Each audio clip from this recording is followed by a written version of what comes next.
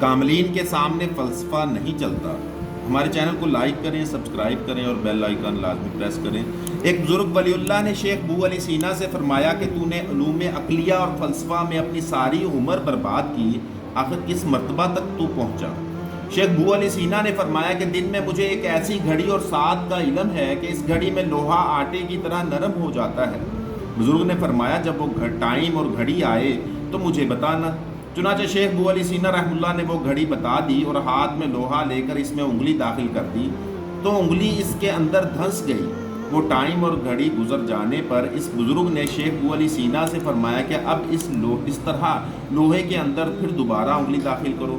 شیخ بو علی سینا نے کہا کہ وہ گھڑی گزر چکی ہے، اب ممکن نہیں۔ تو اس بزرگ نے لوہا ہاتھ میں لے کر کرامت سے اپنی انگلی اس میں داخل کر دی اور فرمایا کہ عقل مند کے لیے یہ مناسب نہیں ہے کہ وہ اپنی عمر عزیز ایسی بیکار چیزوں میں تباہ کر دے۔ یہ کوئی کمال نہیں، کمال یہ ہے کہ آخرت کے لیے بندہ محنت کرے اور اپنے اللہ کو راضی کر لے۔ شیخ بو علی سینا اس سے بہت متاثر ہوا اور اس کی زندگی میں تبدیلی آ گئی۔